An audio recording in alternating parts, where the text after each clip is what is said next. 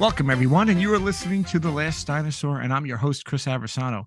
On today's podcast, we have another year in review with our very special guest, Evan Efstathiou of Skysail Advisor, as well as being the CEO of Burmeister and Vogel. If you are a regular listener to the podcast, which hopefully you are, and if you're not, please go ahead and follow. You know that Evan was on about a year ago. We had a great conversation, and we talked about what's next for the industry. We made some recaps. We made some predictions. Well, he did. And we hope to continue that today. The focus here is going to be discuss a little bit of year review in maritime technology and talk a little bit about what 2024 will bring. Also, what's unique about Evan's appearance today is he's the third person to be a two-time guest on the podcast, joining Darren Shelton and Nick McCarr.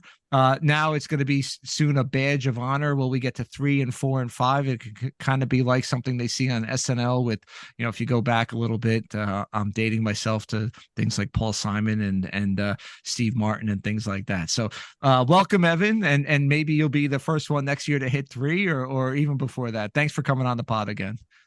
Thanks for having me, Chris. Great to be here today. So before we get to the topic at hand, just a little bit, can you bring the audience and us up to date on what you got going on? If you don't know, Evan publishes a couple times a year this great map, and I think it's an influence on a lot of things of the landscape of the maritime industry and digital technologies. But he also has a lot on the go with Burmeister and Vogel. Talk to us a little bit about what you got going on there.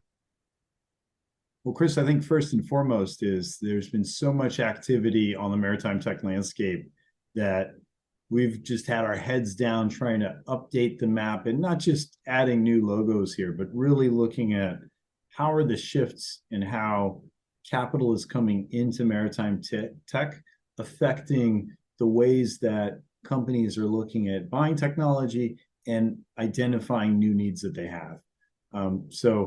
We're a bit overdue on getting our latest map out. It should be out any week now. But really what you've seen is continued activity in terms of venture capital, very serious private equity investment. We're really seeing the emergence of some of the private equity-backed roll-up platforms that we predicted a bit last year happening. And we're starting to see some of these areas where there's been a lot of investment and cash spent where, it's yet to be seen how the playing field plays out. So quite a bit on that on the Skysail front. I think there's there's more professionalization around the data available and data awareness around maritime tech and investments.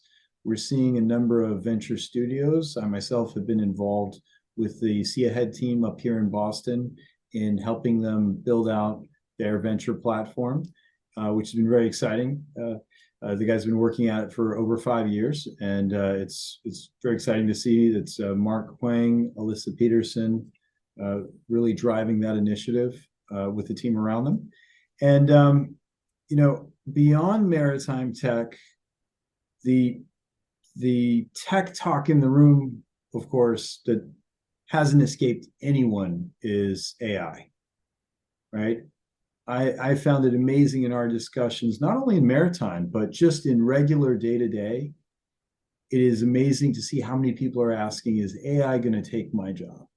Yeah. Right? And we're talking at every level in every country, right? I've talked to people in places like London and Budapest and Athens who are saying, hey, is AI going to take my job? Like, work gets outsourced to us over here. I've talked to people in the Philippines who said they know entire teams that got replaced by ChatGPT, teams of content writers. And so it's very pervasive at not just like a business level, but at a social level. And I think that one of the real questions that we're going to see play out in 2024 is, what is AI and what can it really do for maritime technology? Yeah, I think I'd like to explore that a little bit more. That's on the Skysail front, but how are we doing? Anything to talk about here before we jump into a retro of 2023? Anything to talk about with your other venture that you're wear the other hat, and that's on the Burmeister and Vogel side? B&V has been an exciting project over the past 4 years since I bought the business. We modernized the technology, and we had a very exciting announcement that we've just launched our AI-powered demurrage platform. And not just jumping on an AI bandwagon here, we actually started our development over 2 years ago. We started with a basic thesis that we could digitize some of the trade documents relating to laytime and demurrage. And we actually realized that we've found a workflow that is complementary to the way that people work in shipping as opposed to disrupting the way they work. And we've gotten a lot of great feedback from the market about what they've seen in terms of what we've already built, as well as some of the new capabilities this offers. So very exciting times ahead. We've really spent a long time working with our customers on that. And what you see, Chris, really is that I think that the areas such as demurrage that are very manual, time intensive, costly if there's a mistake, those are the areas where AI has the potential to be transformational, right? So providing better insights to teams that already know the data they're working with versus totally transforming their workflows. And I think that in and of itself is going to be the transformation. So we've got some exciting tools that we developed that allow you to audit 2 laytime statements, something never been done before, import a laytime statement automatically from your counterparty, and digitizing the SOF, which we know there are a number of vendors out there that have been trying to crack the SOF, but we really think that when it comes to building mousetraps, we're really onto something here. So very exciting times ahead. We've seen that demurrage is one of these things that is a pervasive problem for everybody, and just about every voyage charter has to calculate demurrage, or dispatch in the dry bulk trade. And so lots of room here. And as a result, we've also seen lots of vendors jump into this space in the market, but I think that very quickly we're going to see how things play out. So a lot of work, basically, but what's new? I think everybody's been busy lately. It's funny. I think that's going to be the approach. And I think for the maritime industry and kind of what I've learned over the last year and a half plus doing this, and we started talking about AI very early on in the podcast with the aforementioned Darren Shelton. They use a little bit of AI. They use some AI in their technology. Sea Machines use some technology. Those are some of my earlier folks that I spoke to. And I one of the things that's resonated, and it sounds like you guys are taking the same path, and that is keeping the human in the loop, right? Demurrage is time-consuming in terms of getting the facts right before you could start to make the negotiation based on the charter party. So before you even get the to the point of using your skill set of understanding charter parties and how one clause relates to another, and perhaps even the latest arbitration or other legal ramifications of a particular clause or group of clauses, you have to figure all the details out. And if you could pull that away a little bit and allow for people to kind of add the value in that more important part and less into filling out, statements and things like that, I think is important. I think that's what the community is looking for. So good luck. And we'll be sure to obviously include a link to the company, in the show notes and in the newsletter. But, the real focus is to look back a little bit in 2023 and kind of make our bold or otherwise predictions into 2024 for what it's worth. So I went back to the old script that we did last year, and I have something interesting, and I looked at some of your comments. So let's start with a comment that you said. I think there's a lot of opportunity and there's a lot of capital looking for a home, and I think that maritime tech is a very attractive space for that. And that's what you go back and if you didn't say it exactly, ChatGPT got it wrong. It was probably pretty close because I remember something like that. Saying that and kind of given what we've seen in the last 12 months, interest rates continue to rise, although some people may argue we're maybe at the peak and going to be giving back some of those. But certainly the landscape today is we have a higher interest rate landscape than we did a year ago, and all the other things that are going on. Talk to me a little bit about, do you still feel that's the case, that maritime tech is an attractive space for investors, whether it's VC, PE, or a combination thereof? Absolutely. I feel there's a very strong sentiment in the market that it's an attractive space. People look at the level of digitalization that we're at, and they see that there's a lot of room to go from where we are to more automation, more insights from the data that's available in the companies. And then what's added to that, or what amplifies it, is the decarbonization piece, right? In other words, the amount of information that you need to gather and process to be able to measure, manage, and minimize your emissions adds a layer of complexity and more data coming in. Now, that being said, where's the best place to deploy the capital? What's the right price to pay? I think we've seen, sort of a spectrum of transactions where, companies, either to insiders, might feel overvalued or undervalued, and then other situations where companies raised a lot of money, but then really weren't at a position where they could raise more later and then struggled through that after they spent their money.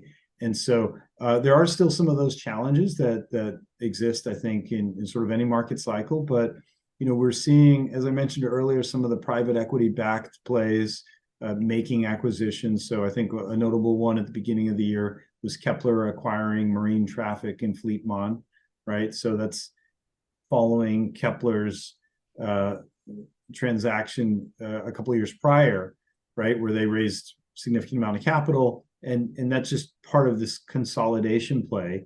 We've seen others like Lloyd's making investments as well. So a couple of large transactions overall in the industry, continued venture capital activity. We saw some activity in the bill of lading space with Seacro raising a seed round, right? So suddenly, as you're going to digital trade documents, there's renewed interest in areas like bills of ladings, where we've had companies like Estox and Bolero in the game for a very long time. But now suddenly the playing field changes a bit with new regulation that might open up these interests at a time when they're already looking, how do we digitalize? Bills of lading, I mean, they've been around since the beginning of trade, really. And how do you digitize that? One of the things, and I agree with you, but one of the things that I found kind of interesting here, and you started to read some chatter, especially we're about a month past kind of a little bit of the fallout of what happened with Nautilus, and they were sold to another firm, and they've had to kind of reduce their staff. A lot of people have written about it. One of the interesting things that kind of caught my eye, and not necessarily about Nautilus, but in general, and I've kind of wondered this the last 2 or 3 years, 23, the beginning of the bubble, or what's your take on that? That's a great question, Chris. I remember during sometime early on in COVID, I was interviewed by Greg Miller over at FreightWaves. And, one of the questions that I posed in that interview was, does COVID, is that really the death knell for a number of these maritime startups? Because suddenly you can't go out, you can't visit the customers, you can't show them what you have. So this important part of customer acquisition isn't available to you as a tool anymore, because we're now doing Zoom calls and Teams calls. But in fact, a bit of the opposite happened, where companies suddenly realized they weren't set up to work from home, and they needed technology to enable the collaboration in the organizations, the sharing of information and documents and decision support. And so that turned out to be very good for tech companies. So we saw an acceleration of investment in maritime tech. I think the Nautilus Labs story is one that in a number of ways does have parallels with being a bubble, right? It's almost like a modern day level C's, if you will, right? You've got a company that raised, if you take both the venture capital, like the venture equity and venture debt, total of over $53 million, according to their pitch book profile, at $100 million post-money valuation in the latest round in 2022, that come end of 2023, gets to a situation where they're running out of cash and they transact at a valuation that's a fraction of that, right? Reports are single-digit millions. And so you think of level C's, right? Where the story was, $50 million invested, that at the end of the day, Clarkson's symbolically bought it for $1, right? So you're asking, well, what does that story tell us? I mean, I think on the, if you want to be on the cynical side, you could say, gosh, well, couldn't we have found faster ways to validate whether or not this idea would work? But if you spin it and look at on the positive side, what happened? I think that if you look at the history of maritime tech and the VC and M&A activity in maritime, it was the Nautilus Labs Series A back in 2018, 2019 or so that really put maritime tech on the map. When it comes to venture capital, that was done with the Microsoft team, right? Their arm. M12 Ventures. Yeah.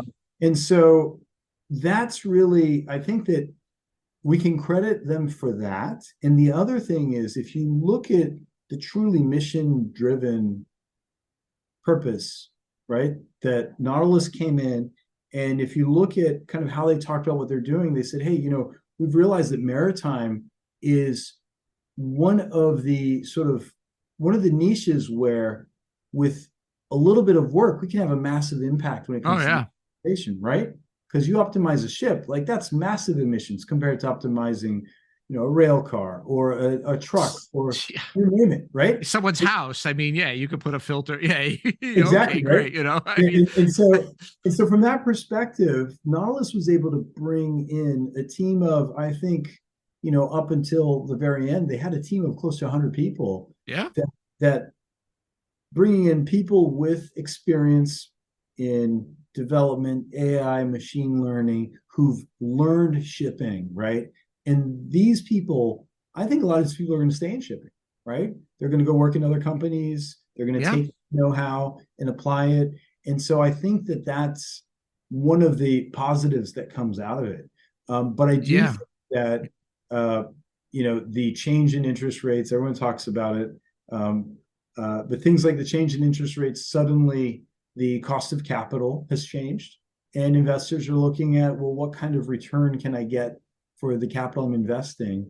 And so in a number of cases, you're going to see investors say, hey, can we reach profitability? And, you know, Nautilus itself, I felt that it was somewhat lacking a few, you know, really good anchor customers, the way that, say, for example, is Zero North. If you look at the genesis of Zero North, right? Early on backing from Cargill and Maersk, you know, things like that can sort of help you sustain these periods because, you know, once again, if you look at Zero North's financials, there's been a significant investment, significant losses on a P&L basis to get to where they are, with the hopes that with enough volume of ships and with the development of the technology, they can actually get to a point where this is a business that can be profitable while achieving its mission of reducing emissions. Yeah, we talk about having to have a passion for the industry, that wherever you work in, that we have a lot of passionate people. And I think one of the things, I think we're all kind of, you know, especially if we come from the industry, we're all kind of guilty of it, is, oh, no, you have to have passion. You have to have the ship passion, all this other stuff. And then, like, I think you point out, and I've had the occasion to talk to some of the folks from Nautilus.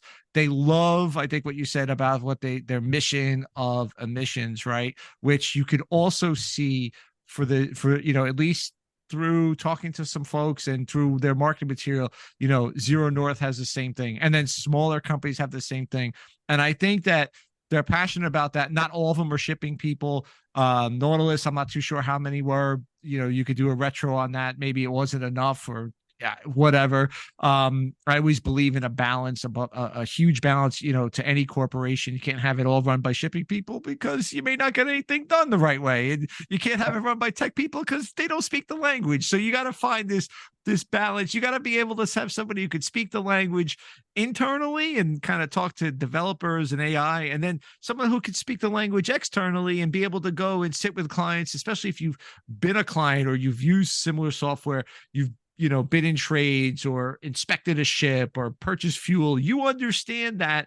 And that's hard to, you know, being in battles over bills of lading or being in battles over charter party clauses, that's different than understanding it, right?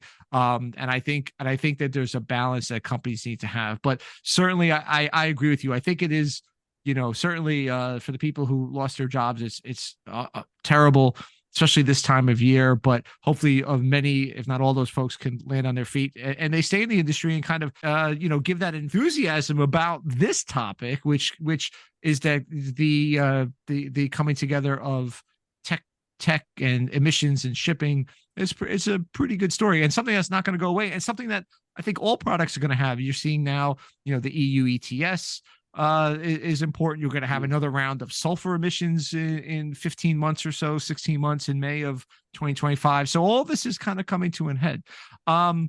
One of the things that we kind of talked about, one of the topics, 2023 was a big year. We had a lot of digital things. What would you rate? And kind of, you've already set up a little bit about what you think some of the key highlights were for the year. What do you think, like the 2 or 3 big stories, if you had to write an article, and we start to see all these articles, top 5 football stories or soccer stories, if you're into that, top 5 political stories. We won't get into that because that could go down a road that nobody wants to talk about on this podcast. Go listen to somebody else. But let's talk about the top 2 or 3, maritime digital technology stories that you think happened, in 2023.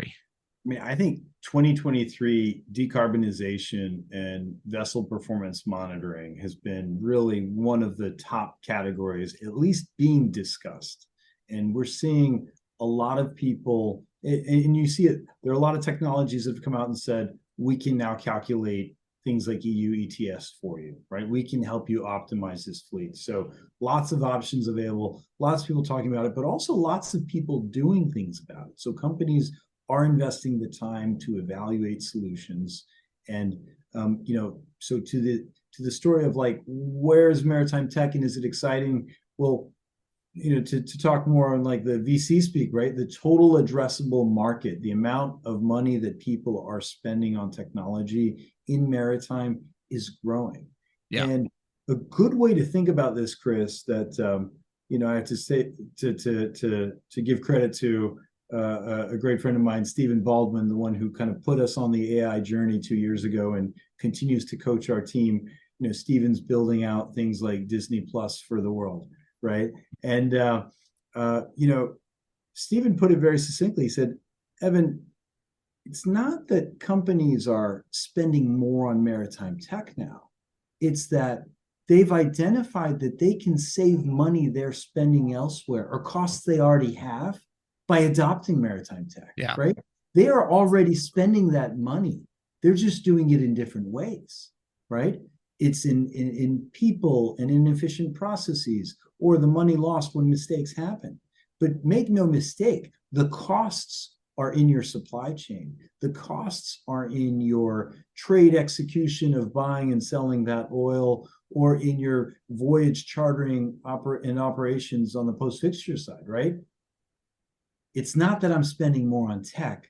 I'm investing in tech to enable more efficiency and reduce those costs and deliver a better service and perform better. Because, don't forget, shipping is a derived demand business, right? It is a derivative of something else. Someone buys and sells a commodity that needs to be transported from origin to destination. Maybe it's from a producer of a raw material to a processor, whether it's a smelter, a refiner, or you name it, or a grain mill, and then onward to the end customer, that refined product, whether it's cement, steel, milled grain, or gasoline. So when you look at that process, ships only exist purely as derived demand. So as a carrier serving a shipper, to put it in generalized transportation speak, service is important, right? And part of service is the cost, right? Freight is very competitive. It's a hyper-competitive, globally efficient business in that sense, but service is important. So, and part of decarbonization is we're reducing not just the cost of transportation, but the negative impact we're having on the world around us from emissions. Right. And we're delivering a better service to our customer, because guess what? They're starting to ask themselves and ask their vendors, hey, how are you helping us meet our goals? So all of this is interlinked.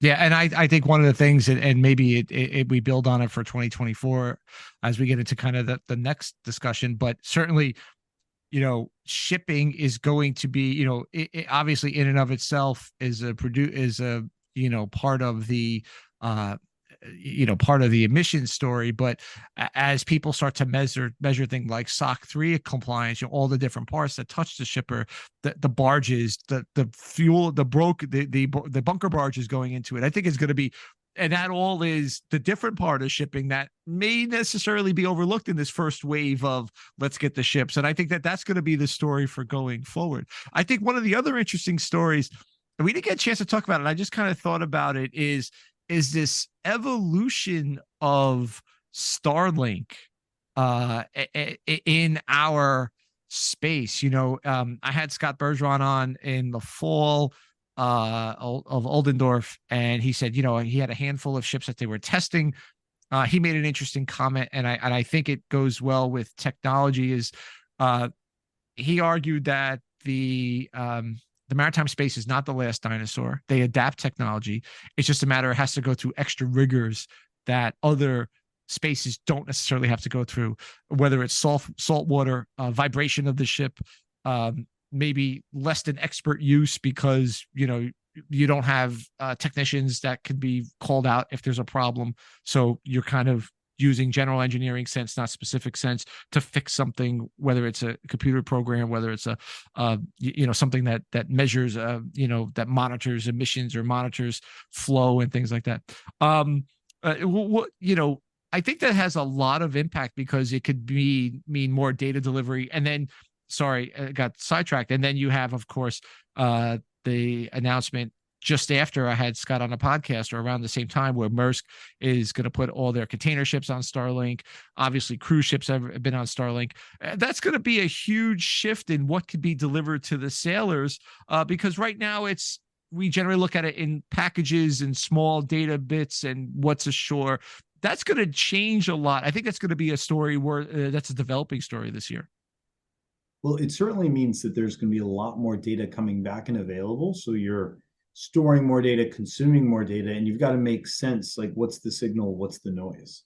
And so that availability of data, the more data that's available, then the more, bringing it back to AI and machine learning, right? For these models to work, they need data, right? It's not that the artificial intelligence learns on its own. In other words, like it's learned something and then from here it's going to make the next 10 guesses. No, it's taking the data sets it's learned from and applying those learnings to identify the patterns and build out the automations from there. So for these models to continue learning, they need more and more data, right? So that's starting to become enabled because data in shipping has always been fairly fragmented. And again, this is where people who have larger fleets or larger trading activities stand to benefit from the volume of activity they do and the data available to them. So I think that's certainly an area that as more data becomes available, working with it, doing something with it, we're going to see a lot of people busy figuring that out. Yeah, I agree. I think it's pretty going to be a pretty interesting one, which brings us to kind of as we start to think about next year, what if you put the crystal ball on, where go get your crystal ball, go wear your hat, your guessing hat.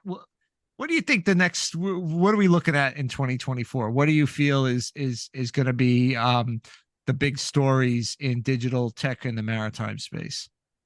Well, funny enough, Chris, what I haven't heard that I think just 3-4 years ago you would hear regularly was I haven't heard anyone say that they're building the Uber of shipping, right? I haven't heard people touch I'm going to match ships with cargoes. Whereas 3-4 years ago, I could name 3-4 platforms that was their mission in life. So I found that interesting, given how ubiquitous Uber and Airbnb and all of these matching types of platforms are.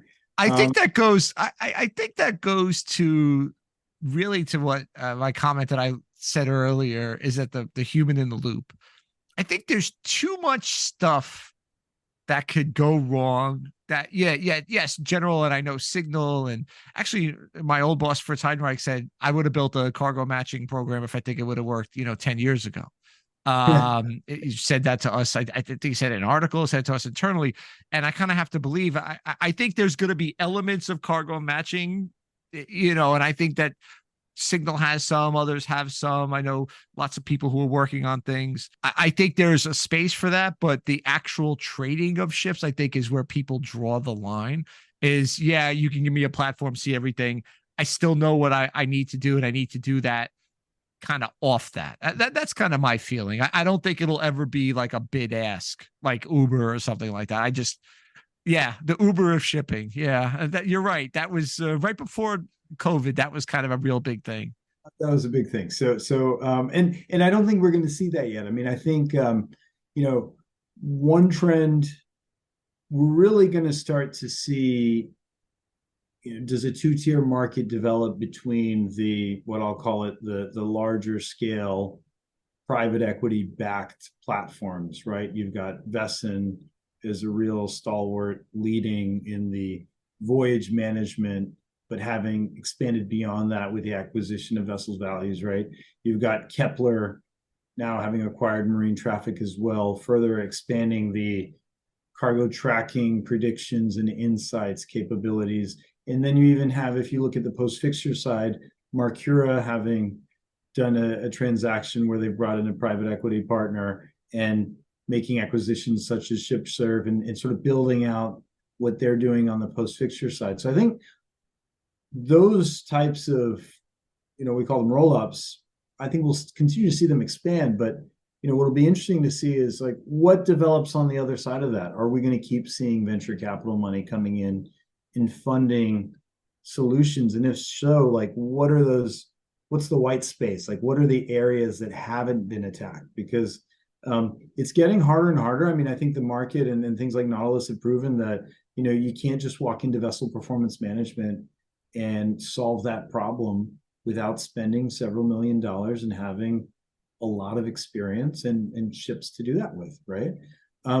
The other area that I'm curious to see how it evolves, and I think it'll happen the moment that things like carbon credits become a real tangible thing for everyone, is people like my old colleagues at Marsoft have been developing carbon credits and green screen product where they're helping clients with originating carbon credits, right? That's a bit outside of the landscape as I track it, but that could become yet another commodity you need to be able to buy and sell in the middle of buying bunkers. You've got a bunker desk, yeah, great desk, and you need to have a carbon credits desk. Carbon credit desk, yeah, absolutely, right? Yeah. And then just if I look at the kind of the feedback we've gotten with the work that we're doing on the demurrage side, I have a hunch that if you look at how human capital intensive demurrage is and how that process has not fundamentally changed in the last 40 years, automating lay time is something that needs to happen, and we're well on the path to doing that. I mean, that's really what we see as the opportunity that has emerged thanks to AI and machine learning combined with, lots of experience in the space. So that's an area that I know, at least on our end, we're doubling down on. And right. And we're getting the feedback we're getting from the market is resonating because, everybody, it's interesting, Chris, everybody starts their career being handed lay time. And they're told, start with lay time so you can understand the business. Nobody wants to do it again. Yeah, and then run far away from it. But it serves, what's the Godfather 2 quoting? Just when I thought I got away, it's sucking me back in. So yeah, no, that could be a little bit of it. What I'm interested, I think AI. We're seeing Gray Wing, who's a company that does some crewing and stuff like that. They've created like a chat GPT to help them with their crewing. Yep. So they're building that, and I think we're going to see more of that. I'm very curious about that development. I think AI is going to be more ubiquitous in all sorts of software throughout shipping, even more so in the next 6 to 12 months. I think you're going to see common offerings as just just that's going to be commonplace within the offering. Maybe not even an extra cost. Maybe it'll just be a part of what the offering is. One of the things that I kind of see, and it's actually a soft and hardware coming together, and that is, you have all these, going back to emissions, all these emissions software, and some of it's hardware like carbon capture, actual physical carbon capture, scrubbers, the paints and these kind of bubblers that make your hull more slick, combined with routing, combined with all these other types of software. I think what you're going to see is consolidation like that in that type of industry. So in other words, somebody, and I again go back to my interview with Scott Bergeron, he said, if somebody sends me an email, says, I can give you 10% emissions or 20% emissions efficiency, I throw it out because I know it can't happen. That's right. You give me 4%, that's nice, right? But I think smart companies are going to say, I want to package a routing company, a hull painting company offering a carbon capture or some sort of sulfur remediation company. And I'm going to give you, with those 4 things or, a couple of other things, I'm going to give you 18% reduction in emissions. That's a tangible number, but you have to do these things, right? So I think that it's going to be, you're going to see, I would imagine that's a soft and hardware consolidation, but around the emissions. That's something that I'm almost like the Venn diagram, right? Where it's like, yes, a little bit overlap of one circle on another. right. And the sweet spot is that middle where together, all of the hardware and software working together give you, again, an amplified result. Also, from a data point of view, you would have like one space for it, right? You wouldn't have to take a little here and a little, like you'd be able to quantify that a lot easier. And then that quantification is what you can then present to charters, to sellers, or to buyers. If you're selling your ship, you could present that a lot easier. To me, that's a very interesting space to see if that's a white space, I think, in the industry that we can end up going down. That, the parts are there, just got to figure out, which ones, which ones of the puzzle make sense, I think. Yeah, no, for sure. So as we wrap up, I always like to ask this question. So we're going to quote you next year. We're going to run the thing through the machine. So hopefully your predictions are right. I don't think it's anything too untowards. As we wrap up, I love to ask this question. I know you're busy between your ventures and everything else, so probably not writing a book, but are you reading anything interesting? Well, I just read a book called Ask Your Developer by the founder of Twilio, Jeff Lawson. And, so aspects of the book are about just sort of tapping into software developers and their creativity and having them help guide where you're going. The part that really jumped out for me, Chris, was more what I call the power of the API economy, right? Like as companies become specialists, like hyper niche specialists at what they do, by building out APIs, they can make that know-how available so that other vendors can plug in, pull that, and build things together faster, like all these little building blocks. And so imagine it's like, I can get my AIS data from people like Spire, right, or Orbcom, but being able to pull that in and pull in maybe some vessel specific data on the voyage from Vesenzymos, and suddenly I'm pulling in questionnaires from Q88. And, again, lots of people have bidirectional interfaces, but really what strikes me as part of the future is in an API first world, suddenly you can simply put your documentation out there. Someone can sign up for a trial. The developers can hook in, pull data, validator gets the right data. They sign up. And then as they need data, transactions are happening. And more importantly, each of us in the maritime ecosystem with our unique part of the business, knowledge and know-how, we can build better solutions on top of the Lego blocks that each and every other one of us have contributed. So, maybe we produce the laytime engine or the statement of facts automation engine that then anybody and everyone could plug into, right?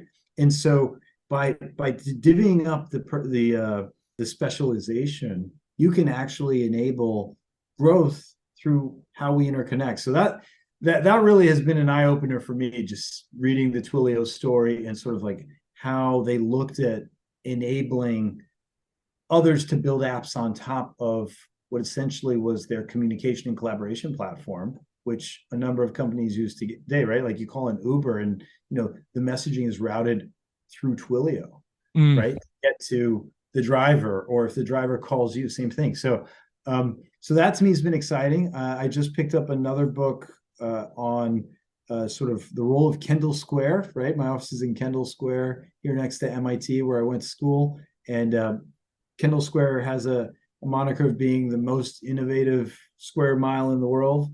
But someone actually just wrote a book on it. And so I'm reading a bit about the history of Kendall Square and its mishmash of buildings and people and industry. And, like where my building is, like if you look at the old maps, like there were lumber yards and coal barges coming up and down the Charles, canal right behind the canal, building, right? Like that was 100 years ago. And now you're telling me today you've got land that's going for $50 million an acre, and thousands of startup companies and high-tech companies and biotech companies here. Really kind of exciting place. So I'm reading to learn a little bit more about it, and like, what is it about Kendall Square that makes it an ecosystem? There's something to it. So I'm really intrigued. Somebody wrote a book about it. So that's what I picked up for the holidays. Awesome. I just picked up Rick Rubin's book about creativity. Rick Rubin is the was a producer of many acts. I think the BC Boys, I think rock and roll acts. And I saw him on a few things, and he's an interesting character, and he talks a lot about the creativity process, and not only from a work point of view and being creative in work, but then being creative in this venture, because I think I make no bones. This is my creative outlet. I don't have any sponsors. If you want to sponsor, feel free to contact me. I'm always looking for them. But all kidding aside, it is a creative outlet. And one of the things that I gleaned from him, he said, don't create for anybody but yourself. And I find that to be super fascinating. And that's who so when I do these podcasts and I interview you and I have my guest, I'm not doing it for anybody but me. And if I find the conversation is interesting, then I think other people will find the conversation is interesting. And it's a really fascinating thing that he kind of geared on there. And I'm looking forward to reading it. It is my kind of holiday read. Hopefully I'll get to that. So Evan, as we wrap up, thank you so much for coming on. We'll put the links to what you're doing in the show notes. We'll have you on next year at the earliest. Of course, we're always happy to have you on earlier if you want to talk about anything else, but we'll definitely have you on this time next year. And hopefully we'll see you around. Thank you for coming on the podcast. Thanks so much for having me, Chris. And even if not sponsoring, I did notice that your podcast page had a little button you can click to buy you a coffee. So yes, coffee and buy me a coffee, man. I think I made like I'm still under $100, so let's go, everybody. We can make it to the year end. I think you've earned a number of coffees. I think this has really been a great, not just creative outlet, but actually, again, you're creating content and awareness that is helping the industry, right? And like I look at my maritime tech landscape. I never imagined it would take the life of its own that it did. And yet it's helping be one of the guides in the industry. And I think similarly here, your podcast has really evolved into one of the guides. And, I know a lot of people say to me, it's like, hey, when's his next one? Who do you think's coming next? So keep it up, Chris. And thank you. Thanks a lot, man. Yeah, I feel like, the old thing when Jerry Lewis used to have his telethon, we got to have a telethon. So call, operators are standing by for the buy me a coffee. I'll have a link in the release notes. Thanks again, Evan. I appreciate you coming on.